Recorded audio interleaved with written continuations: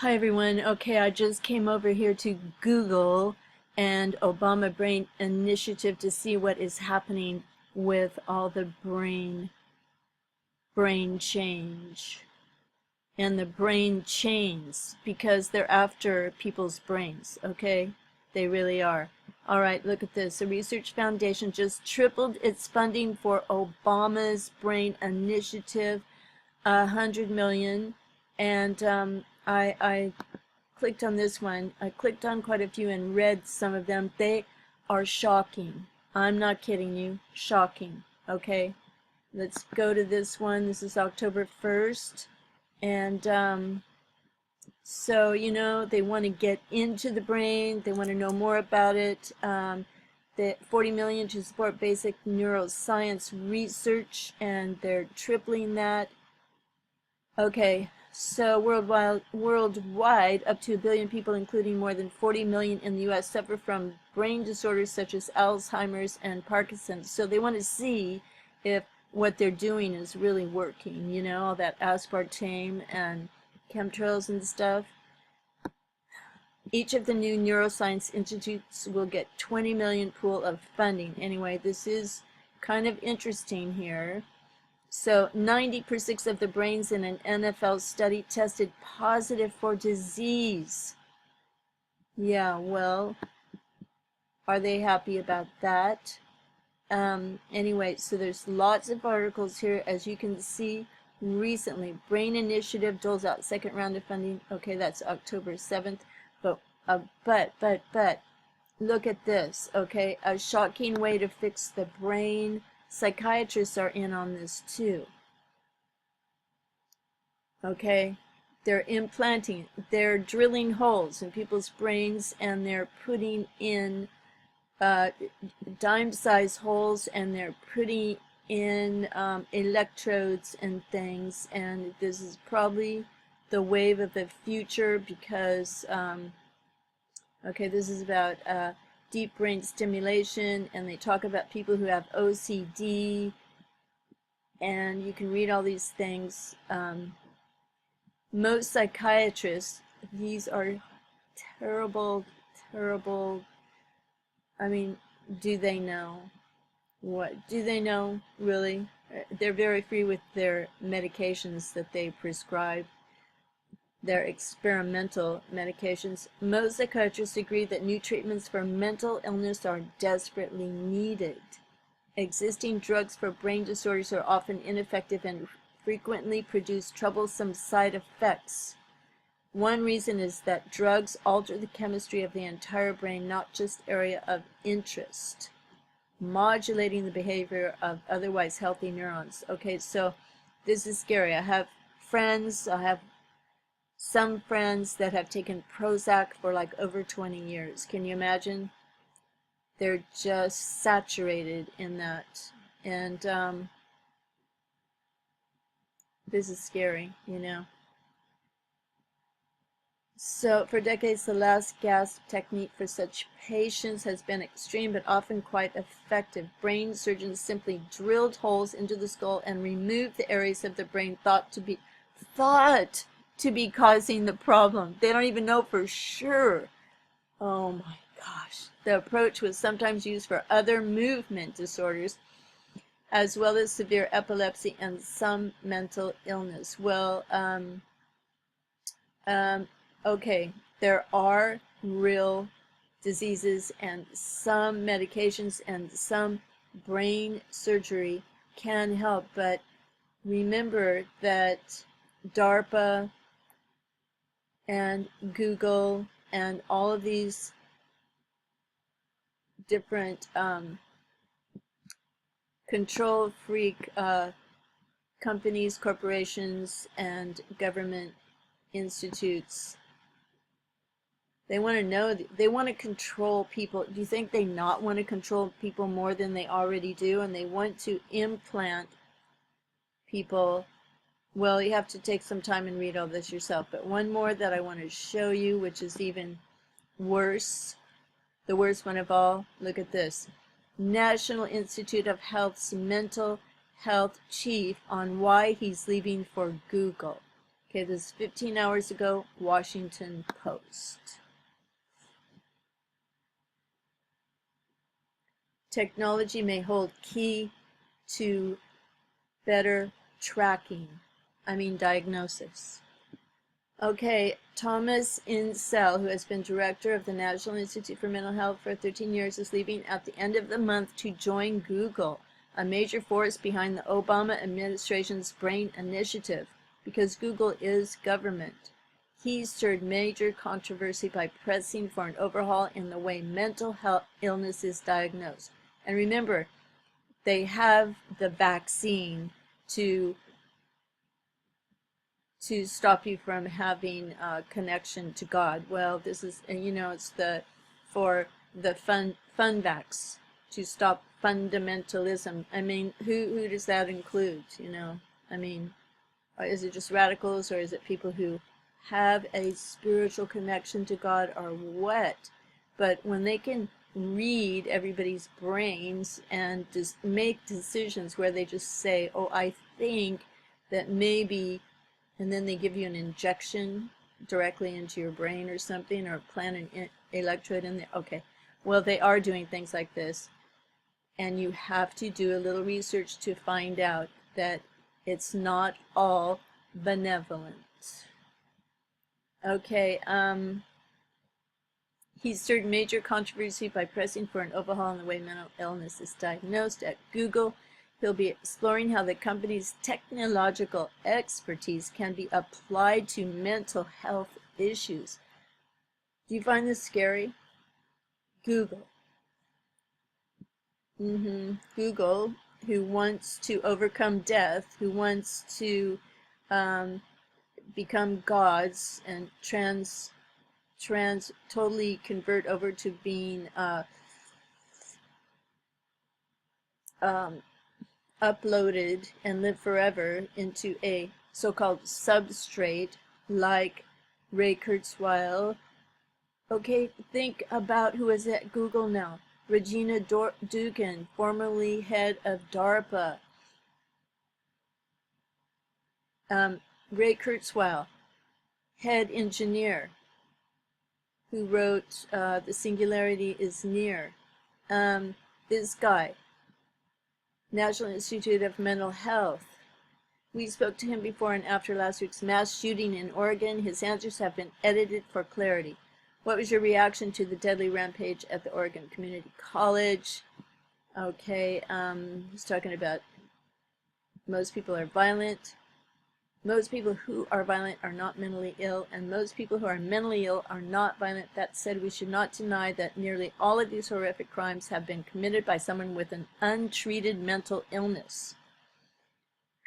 So, like they said in that other article, 95% of all brains are diseased. So they're just going to look at every single person as you're most likely mentally ill. Maybe.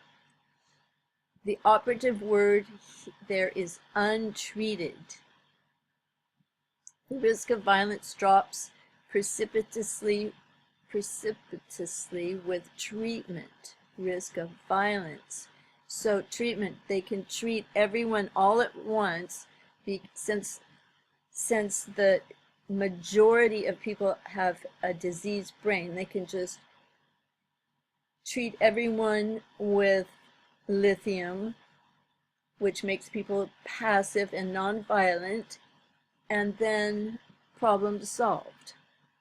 And then there's a bunch of drooling people will be walking around, taking orders and just going, okay. Knowing that the average duration of untreated psychosis in a recent study was 74 weeks, one way to make a difference is to ensure that we detect psychosis early and treat the first episode quickly and comprehensively. We will implant electrodes into the brain right away. Okay, I added that. Research tells us that most young adults were struggling for 2 or 3 years before they had a psychotic outbreak. We should take a page from our approach to heart disease by identifying who is highest risk and developing interventions that preempt psychosis. Is there anything to be done for people who are mentally ill and don't seek treatment? Okay, they're probably going to have machines like at the airport, which they already do. They have some training to identify people, how they answer, how they look, their eyes and gestures and everything, to to identify them as potentially suspect. So now they may have brain machines that you have to walk through, and they can just like zap you and identify something. Okay. We recognize the need for involuntary treatment up for a 75-year-old with brain disorder like dementia, but we are reluctant to provide the same care for a 25-year-old who is homeless and confused with a brain disorder like schizophrenia. What causes these things? Why are you leaving at this time to go to Google? I got an offer that seemed to me to be intriguing and frankly a bit disruptive. Okay, there's that word, disruptive. They want things to be disruptive, like to just change things around all of a sudden quickly and go in a whole new direction, and it's good. Like that's what cashless society will be, you know, when that just suddenly takes off. For a company like Google, that it would have interest in making an impact in the area of mental health, I thought it was pretty exciting. Oh my gosh, Google, a company, a tech company, wants to have an impact in the area of mental health. Oh my, this is scary. While technology has had an enormous impact in so many parts of our lives, it still really hasn't had the impact one might expect in healthcare. Okay, so here it is. This is an addition, a complement to the alphabet idea of editing DNA and taking control of people's minds and brains, you know, soul catcher. Okay, and as I thought about this and talking to people at a number of companies, not just at Google, I got the sense that if there was an area that was both in need of disruptive impact as well as where the potential for having a very significant impact might be made, it was with healthcare, maybe mental health care, because of the particular nature of both our diagnostics and our therapeutics, which are so wrong half the time. Just look at the past 10, 20, 30 years. Little kids on Ritalin, half the population, I don't know what the statistics are, but they're high on psychotropic drugs, painkillers.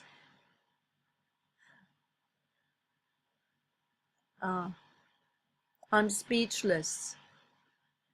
The Holy Spirit can protect you, you know. Just that's what, get yourself protected, okay? Get rescued. Get rescued and stay in the safe zone. One of the possibilities, and then you'll see this whole world is looking like a cartoon. You know, it's just, it's going to run its course, and it's a bit like a cartoon, and you can enjoy watching from the sidelines or from the front row seats or whatever, because things are going down, and it's not bad, you know, when you're in a safe place to watch it all happening. And you know, we're all going to die, and that's the unknown, but be happy, feel safe. Jesus said he gives you peace that passes all understanding, you know. It's not of this world. We're just pilgrims here, traveling through, sojourners. Okay, one of the, I'll just finish here because I can't read it all, you know, it's just, there's just too many things here, but you just type that in, okay, and check it out for yourself, because it's your brain, you know, it's your brain, and this stuff is approaching, it's really approaching.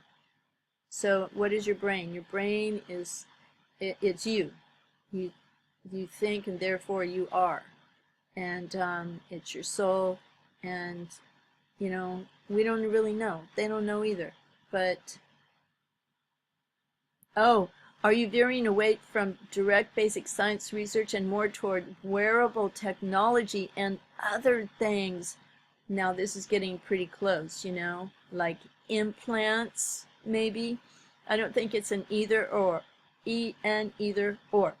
But I do think we've already invested heavily in technologies of genomics and imaging, and we have fantastic results to show for that.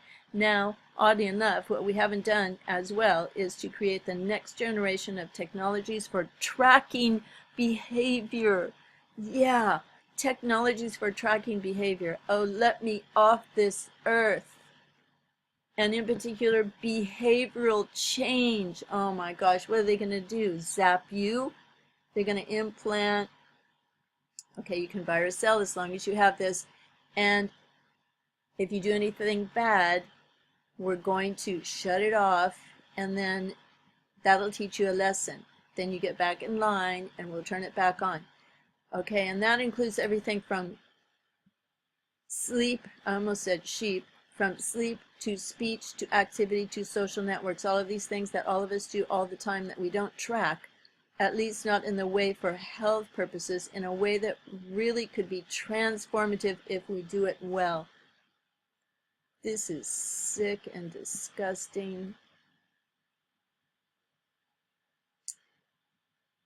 Okay, sorry about the long video again, but this is information worth keeping up to date with, and it will take everyone, not just, you know, you have to find this out for yourself and be on top of what they're going to be jabbing you with, or, you know, the whole, they're sly. This is evil, you know, this is what's coming towards the end, and we are going to resist it. Do you expect that pursuing new investigations will be easier at places like Google and its new parent company, Alphabet? Because they want to put a spell on you with all their letters. It's true that at Alphabet, they're always looking for out-of-the-box ideas. The language they use is often give us something that will have a 10 times impact, meaning it will change something tenfold rather than just an incremental impact. That's disruptive, right? But I wouldn't say that I'm all frustrated about being a public servant. I think that the National Institutes of Health and NIMH have done spectacular things. There's actually right now a very rapid pace of progress in certain areas like the Brain Initiative. Okay, what was really the offer I couldn't refuse was the possibility that a big tech company like Alphabet would want to do something in this area. I know, it's so shocking, isn't it? That Google wants to get into brain research and tracking people's health. 5 years, and what's the reaction to research domain criteria? A new blueprint for how to study mental illness based more on genomics and brain biology, and the shift of the National Institute for Mental Health's priorities towards work around biological tests for mental illness. Oh my gosh, this just freaks me out because, you know, a lot of people have gone to mental health institutes and they weren't even crazy or anything. It was scary.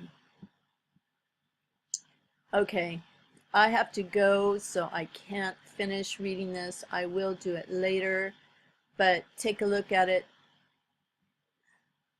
for yourself. And all those other ones, you know, they're overlapping, okay?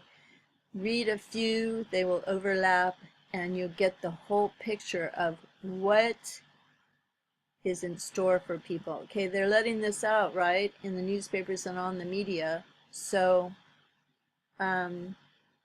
they've messed up with brain chemistry for 50 years with all the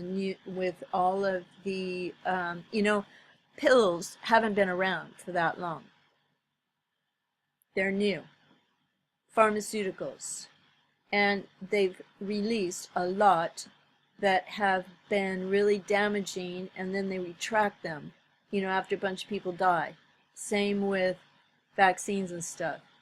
So pray for discernment, you know, Holy Spirit discernment, and be protected by God, Jesus Christ, angels, however it works.